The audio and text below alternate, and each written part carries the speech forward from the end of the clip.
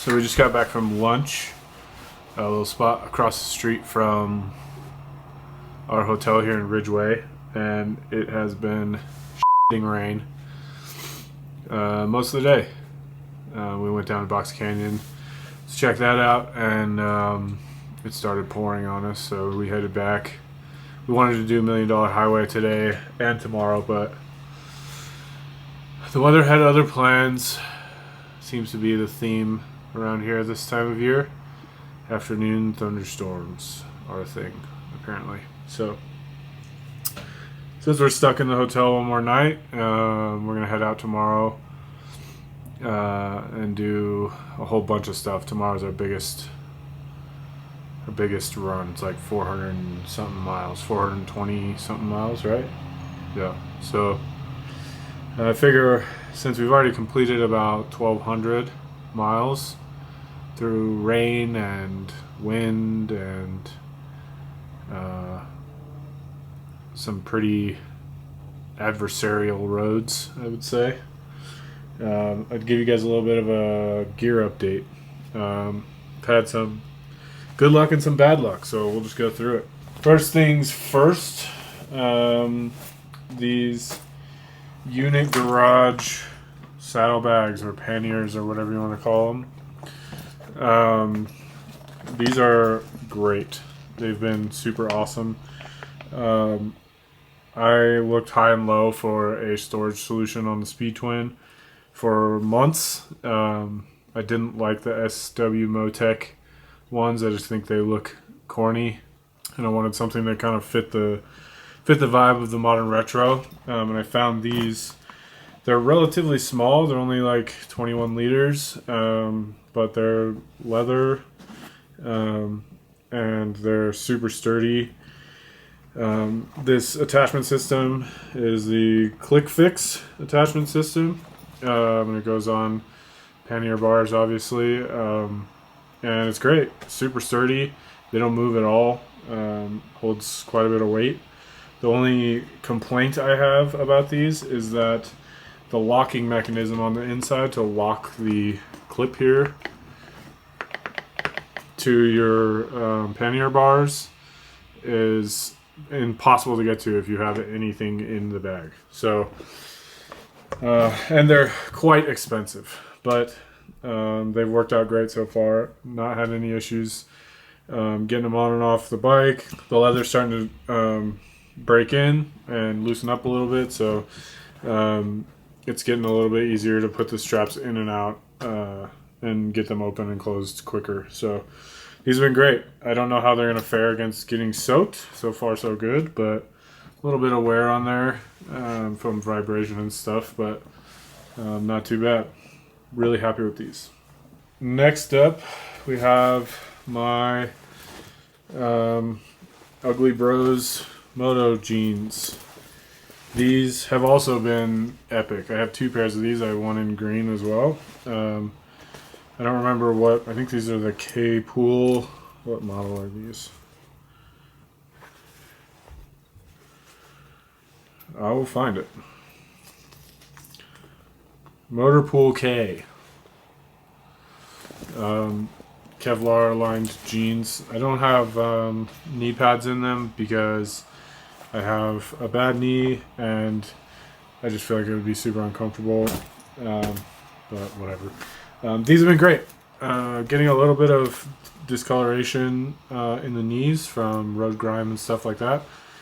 Hoping it will wash out. If not, then it's just a little road patina and nothing to be bummed about. So these have been great, super comfortable, and warm, and they breathe when it's hot, and they hold all my stuff, so these are awesome.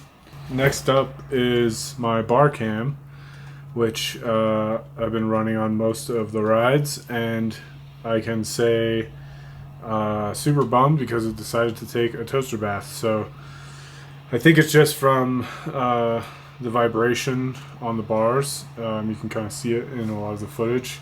When I start to get on it a little bit, the Speed Twin vibrates quite a bit in the bars, especially when you're getting on it. And it decided it didn't like that anymore, and it stopped working. So it still like turns on and will film, and but then the files will corrupt, and it tries to repair them, and it turns into this whole thing. And so to be safe, I mean, I'm not sure I'm going to use much of the footage I got off this anyways, because you're just staring at my face. But kind of bummed because it's an expensive camera. But this is the GoPro Hero9 Black, and I've heard of people having issues with these. I figured since I wasn't really doing anything all that extreme, I wouldn't have any issues. But I failed to consider the excessive amount of vibration in the handlebars of my bike. So other than that, the ram mount that it's mounted to has been awesome. Doesn't move one bit once you clamp it down. So bummed about that. Chin cam still works fine. But yeah, that's it for that. Pretty bummed on that. Next would be my Indy Ridge boots. These, I have 2 pairs of these as well. Full disclosure, Steve at Indy Ridge did send me these. But they are probably the best boots I've ever had. I mean, I've only had a handful of pairs of different boots, but these are amazing, and they look cool. But most importantly, they're waterproof. On our ride yesterday, we got pretty wrecked by rain, and I was a little bit worried about my feet getting soaked. But as you can see, they're pretty dirty. They've gotten beat up pretty bad. And we did a hike today at Box Canyon, and I actually forgot that I was like wearing moto boots because they were so comfortable and flexible now that they're like broken in. So really happy with these. Highly recommend. I don't remember what these ones are called, but I'm sure it will say it in here somewhere. The Apache. Mason also has a pair. He has the black ones, and I'm sure he's happy with them as well. He's nodding, so he is.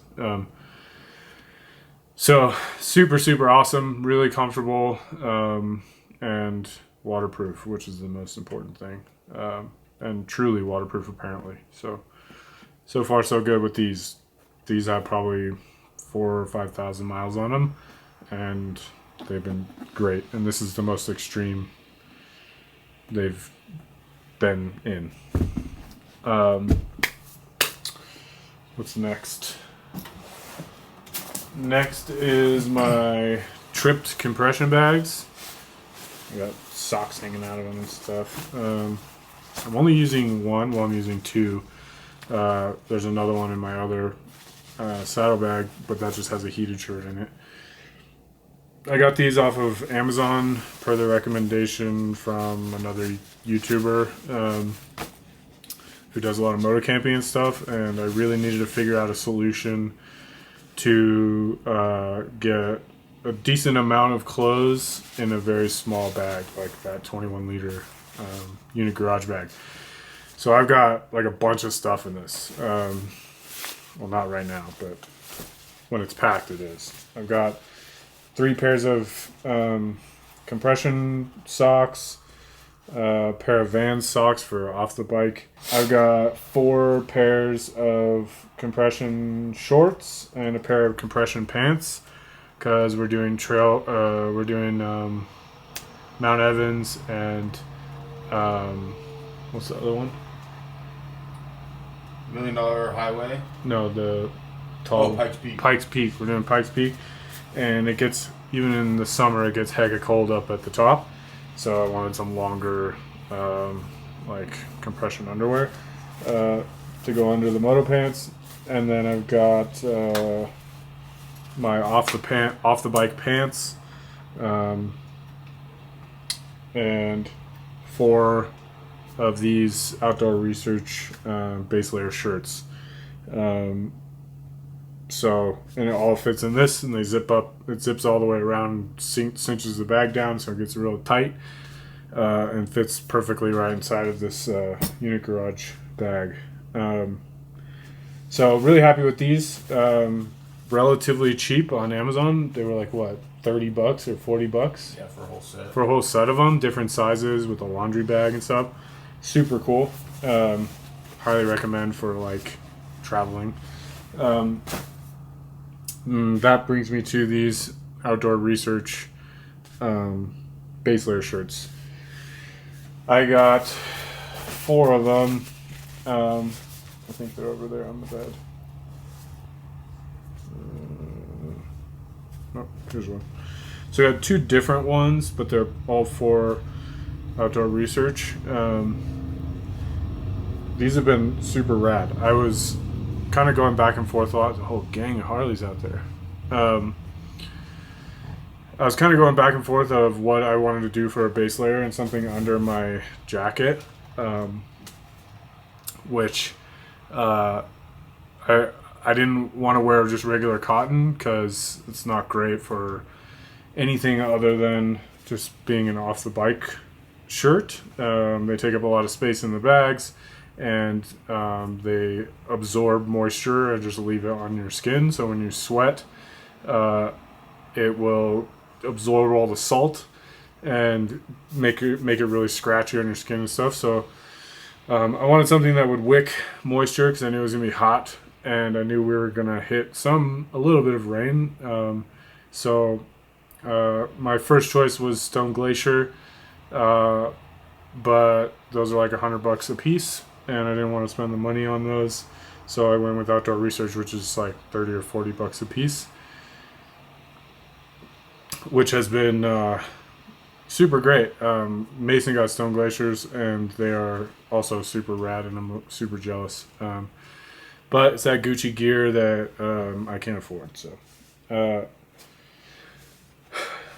the way I kind of came to this conclusion was reading a bunch of blogs and watching a bunch of videos on how hunters pack their bags, because when they do big expedition hunts, they basically live out of a backpack for several days at a time, and they have to hump it up and down mountains and through and traverse all kinds of terrain with it. So what better source of information for trying to pack clothing into a very small, lightweight package? So came up with a bunch of really cool ideas just from learning about that stuff. I don't hunt. I don't know anything about hunting.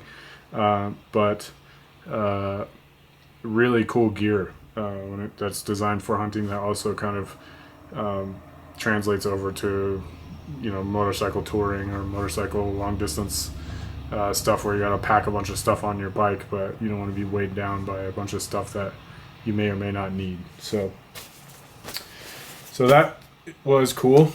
And then got this Tobacco Motorwear riding shirt jacket thing.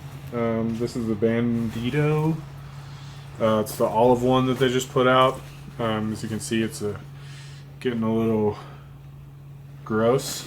But this thing has been unbelievable. I mean, it breathes really well.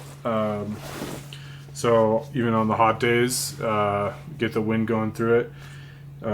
It's not bad at all. Protects you from the sun. Mason's wearing mesh, and you know, he gets a little bit cold in places where I don't, because I have just a little bit more wind protection than he does. But it's super comfortable. It's just been great. It's a riding shirt, so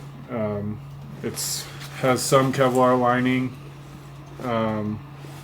in the big impact spots for abrasion resistance. Plus, it's pretty heavy duty canvas material. So if I slide, I'll be pretty good to go. So this thing has been rad, and I wasn't sure how I was going to feel about it when I bought it, but I'm really, really happy with it. So when I get home, I think I'm going to buy a couple of their California riding shirts and maybe a couple more Banditos in different colors and stuff, because this is rad. Mesh is awesome on really hot days because it keeps the wind going through you, and you still get the abrasion protection and the impact protection with padding, but if you have any kind of like drop in temperature or it gets wet, like it is here, you're bummed. So this kind of is the best of both worlds. Though on the super hot rides, we had one through South Dakota going to the Badlands, where we were riding in like 105, 106 degrees, and I was super bummed. But Mason was also super bummed because nobody wants to ride in that. But he was doing pretty good because he had his mesh on. So point to mesh on that one, but overall, I've been super stoked on this. And last but not least is this .65 North backpack that I've been running. I've had this backpack for a while, a few months, and I've been running it a lot back home for, you know, just day trips to carry all my camera gear and whatnots. And it's a hard shell, and it says that it offers all kinds of like spinal protection, because it's a hard shell and it has some kind of something back here, plus this like lumbar thing down here, and in theory it has been awesome up until very recently. I've been very happy with it. It fits a camera bag that you can buy as an add-on inside of it, and it's shaped to the orifice of this, so just slides right down in there, and I've been able to put my cable tidy bag in here, my GoPro crash bag, my InReach mini, douche flute stuff. Everything fits in here great, and it's not terribly heavy. It's very lightweight when there's nothing in it. And then down here, there's a little, like, I think this is used to like put water or something, or fluids or something, because it has a thermal lining. But I use it for a microphone pouch for my backpack audio or environmental audio. But I don't have a lot of stuff in this. I feel like it's probably 20 pounds, 10 pounds, 20 pounds. Not a lot. And it's basically just camera gear that I've had in it, and the seam is starting to rip at the top here. See if you can see that. You can definitely see that one.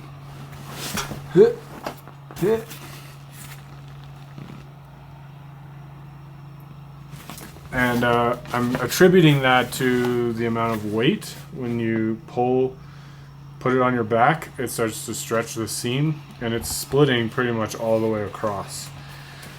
I just need it to last me another 2.5 days, right? Like 700 miles. Another 700 miles. That's all I need before it splits completely.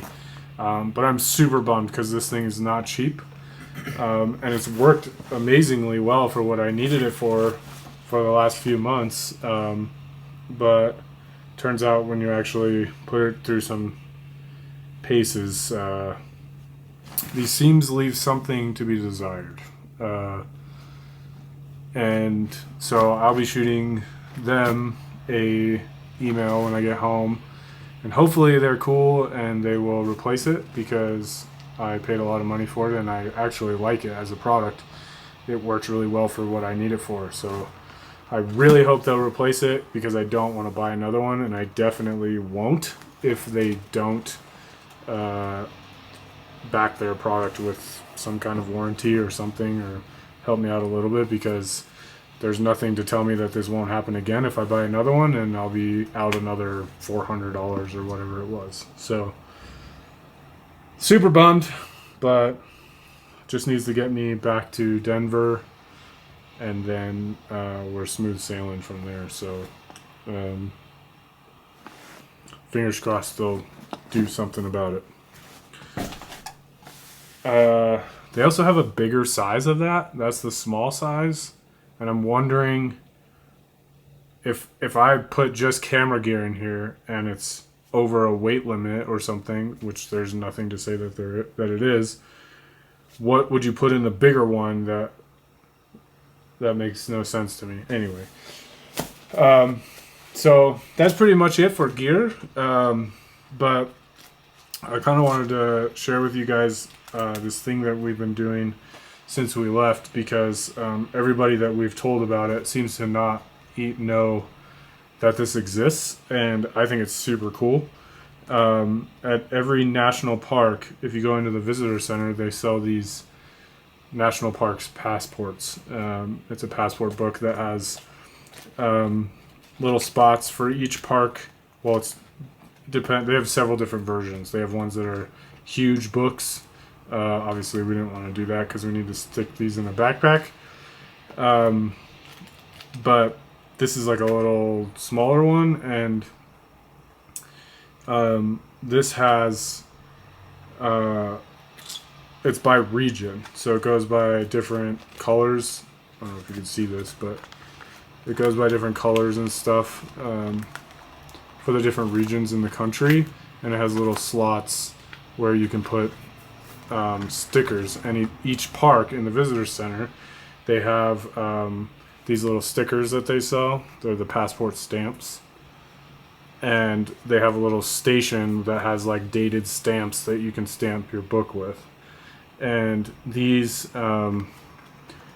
stickers sell for like $1.50 or $2, or you buy like a whole sheet of them that has like a bunch of parks that are within the region, and you can kind of knock it all out at once. So we've knocked out quite a few. We missed Mount Rushmore somehow. We were there. We went into the visitor center, and I didn't see it's called a passport cancellation station.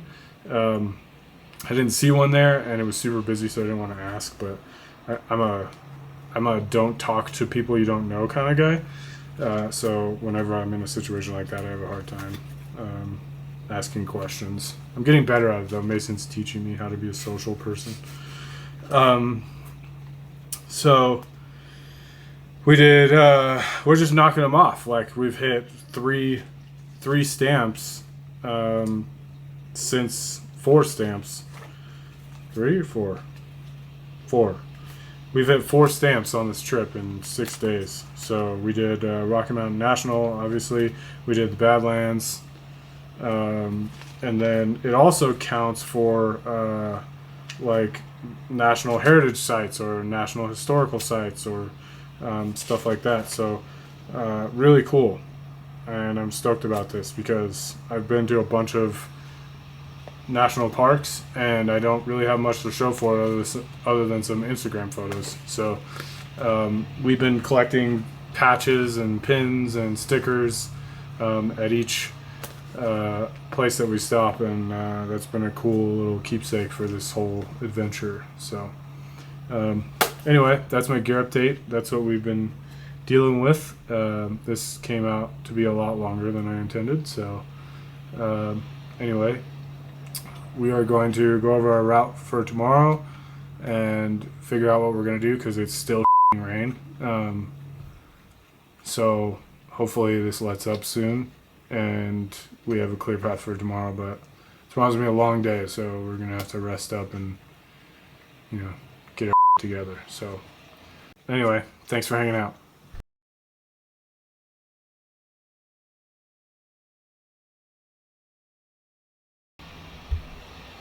That was horrible. Thanks for hanging out. Nope. Look at the viewfinder.